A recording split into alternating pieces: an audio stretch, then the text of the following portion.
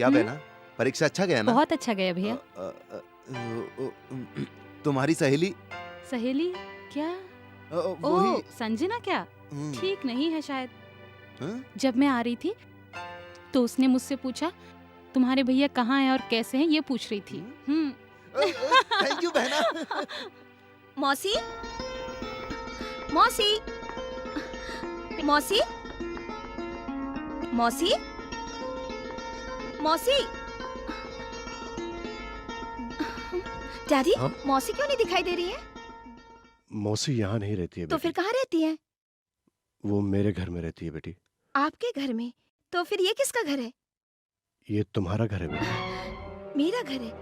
कैसी बातें कर रहे हैं आप? मैं सच बोल रहा हूँ। जिस इंसान के डर से मैंने तुम्हें इतने वर्षों तक दूर रखा है, आज भी उसी इंसान के डर से मैं तुम्हें यहाँ रख रहा हूँ। डैडी, हाँ बेटी, तुम जिंदा हो ये सुनने के लिए तुम्हारी मौसी तैयार ही नहीं है। मैंने उनसे झूठ बोला था कि तुम बचपन में ही मर गई हो। क्यों डैडी? मौसी क्या इतनी बुरी औरत है? अगर उन्हें मालूम हो गया कि मैं जिंदा हूँ तो वो मुझे मार डालेंगी। भावुक मत हो बेटी। जानबूझकर कोई भी इंसान सांप को अपने गले का हार नहीं बनाता बेटी। ये सब मैंने जानबूझकर किया है। बस कुछ ही दिनों की बात है, उसके बाद सब ठीक हो जाएगा। इतने दिनों से आपसे बिछड़ कर रहने का दुख अब आपके साथ रहकर भूल जाऊंगी, ये सोचकर मैं बहुत खुश थी डैडी। यही सोचकर यहाँ आई थी। अब तो इस सोने के पिंजड़े में मुझे कैद होकर रहना पड़ेगा। ऐसे जीने से तो मर जाना अच्छा है डैडी। नहीं बेटी, ऐसा नहीं कहते। अगर तुम अकेले नहीं रहना चाहती हो तो मैं एक बात कहूं, तुम मेरे ऑफिस में मेरी पर्सनल सेक्रेटरी बनकर रह सकती हो, जिससे तुम हमारी आंखों के सामने हमेशा रहोगी। पर्सनल सेक्रेटरी बनकर? हाँ बेटी, लेकिन सुनो बेटी, ऑफिस में मुझे डैडी कहकर मत बुलाना। मौसी बुरी है ये कह के मुझे अपने से दूर रखा, और अब आपको डैडी कहकर बुलाने से भी मना कर रहे हैं। आपकी बातें सुनकर मुझे ऐसा लग रहा है कि मैं आपकी बेटी ही नहीं हूँ। बेटी, तो कह दीजिए कि आप कहीं से एक छोटी बच्ची को उठा कर लाए थे और उसे संजना का नाम दिया था। आपका और मेरा इससे बढ़कर और कोई रिश्ता नहीं है। कहिए ना डैडी, कहिए मुझसे। बेटी ऐसा मत कहो। तुम मेरी सगी बेटी हो। मेरा खून तुम्हारी रगों में दौड़ रहा है। इस मजबूर बाप की सगी बेटी हो तुम।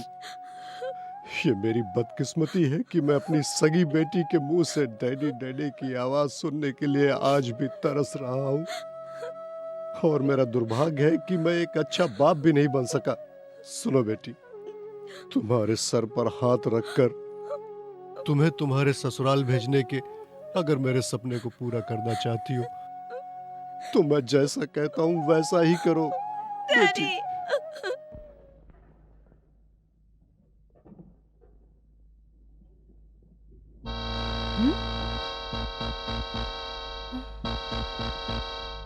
कांता, समय बहुत हो गया।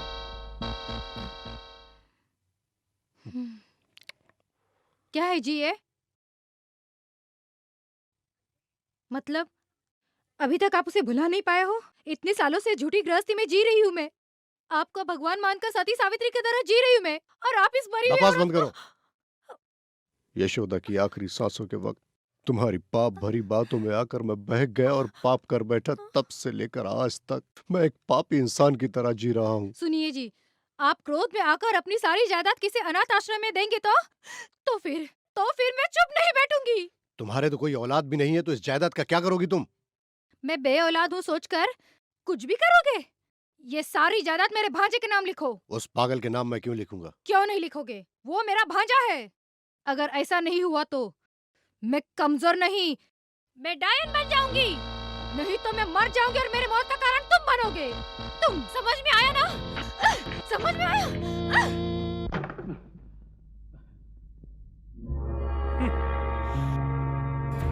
मेरी होने वाली पत्नी अजंता की मूरत की तरह मुझे ललचा रही है।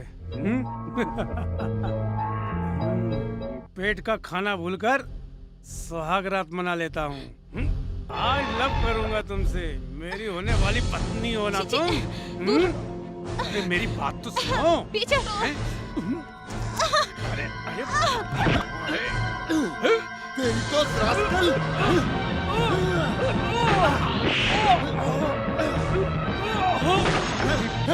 अरे अरे क्या हुआ? हाँ अरे अरे क्या हुआ रे? क्या हुआ रे? धोबी कपड़े धोए जैसा क्यों पीट रहा मेरे बेटे को? कुत्तों को लातों से ही बात किया जाता है। बता तो मेरे बेटे ने ऐसी कौन सी गलती कर दी है? मामा अरे वो दोनों होने वाले पति पत्नी हैं। यहाँ कुछ पूछने के लिए आया होगा। सही कहा आपने। इस पियक्कड़ जुआरी से अपनी बहन की शादी कराऊंगा मैं। ऐसी बात करते तो मैं शर्म नहीं आई? क्या कहा तूने? मेरा बेटा शराबी है, आवारा है, जुआरी है। अब तुम्हें सबूत चाहिए क्या? ये सब मैं जानता हूँ। जानते हुए भी अपने बेटे की तरफदारी कर रहे हो? तू अपना मुंह संभाल कर बात कर। इतने सालों से तुम लोग इसकी ही कमाई खाकर पढ़ लिख कर बड़े हुए हो। याद रख लो तुम। इसको समझाओ, हम पर खर्च किए हुए पैसे चुकाने की हिम्मत मैं रखता हूँ। हिसाब किताब बहुत अच्छी तरीके से जानते हो। तुम्हारे पिताजी के देहांत के बाद उनका कर्ज उतारने में ही तुम्हारी सारी जायदाद फुर्र हो गई। अब तक तुम जी रहे हो हमारी मेहरबानी से और इसकी मेहरबानी से। अपने बहन की शादी मेरे बेटे से नहीं करनी है तो चले जाओ यहाँ से। मेरा बाप मरते समय 10 एकड़ जमीन छोड़ के गया था और उसको तुमने धोखे से हड़पा। ये बात जानने के बाद भी मैं तुझे क्यों माफ कर रहा हूँ पता है तुझे? मामा ने मुझे और मेरी बहन को पाल पोस के बड़ा किया है। वो सब तुम चुप रहो। चलो बहना। ये सब तेरी वजह से ही हुआ है। चुप बैठो तुम। हाँ? मुझे कहा? हाँ?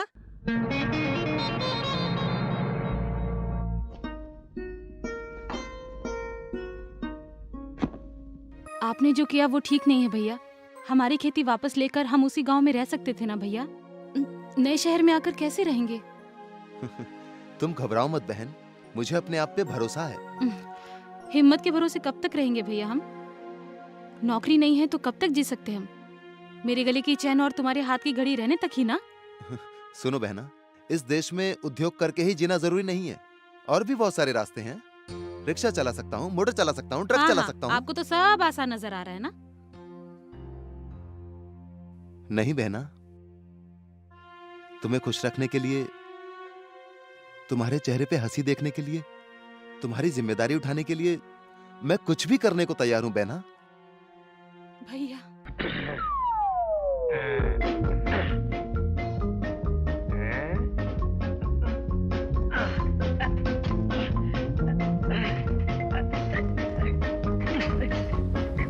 हम जाते हैं जिधर, सिटी बजाते उधर।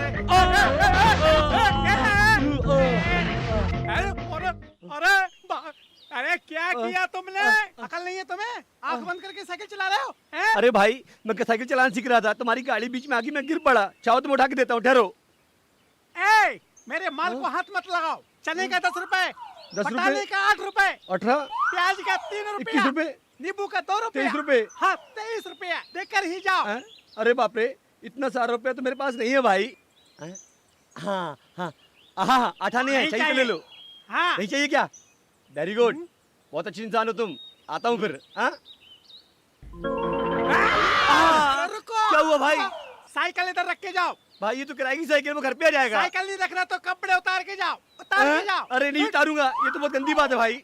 मेरे माल की नुकसान की भरपाई के लिए तुम कपड़े उतार के दोगे या मैं जबरदस्ती उतार लूं? रुको रुको भाई, जबरदस्ती उतारोगे तो बटन टूट जाएंगे।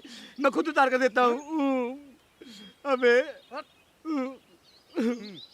लो, अब क्या हुआ? बाकी के तेरा बाप देगा। पैंट उतार, हाँ, उतार पैंट। गलत है भाई, गलत है। बीच रास्ते में शरीफ आदमी कपड़े उतारना बहुत अच्छी बात नहीं है। इस तरह आने जाने वाले देखेंगे तो क्या कहेंगे भाई? सोचो, ये तो बहुत बड़ा अपमान है। मुंह बंद करके पैंट उतार, उतार, उतार पैंट उतार। प्याज के बदले तुम्हारी बनियान और नींबू के पैसे के बदले तुम्हारी ये चड्डी उतारनी पड़ेगी। प्याज के लिए मेरी बनियान तुड़वा रहे हो, कोई बात नहीं। आई डोंट वरी जी, वो आपके नहीं है ये सोच के मेरी चड्डी को छोड़ दो ना मेरे भाई। उतारो, उतारो। नहीं उतारो नहीं, उतारो। प्लीज प्लीज दया करो भाई। नहीं उतारूंगा, नहीं उतारूंगा मैं। प्लीज छोड़ दो, मान जाओ भाई, मान जाओ, छोड़ो भाई। नहीं उतारूंगा, नहीं उतारूंगा, नहीं उतारूंगा। ऐसे क्यों झगड़ रहे हो यार? ओए शिवराम, ओए क्या हाल है तेरा? हेलो विजय, कैसे हो तुम? सब ठीक ठाक है ना? बस बढ़िया। और सुना यार, तुम्हारा परिचय बाद में, पहले देने के 23 रुपए दो। चला क्यों रहा है? मेरा दोस्त तुझे देगा। विजय 23 रुपए निकाल के इसके मुंह पे फेंक दे यार। अबे तुझे पैसे मिल गए ना, अब तो कपड़ा दे के जा।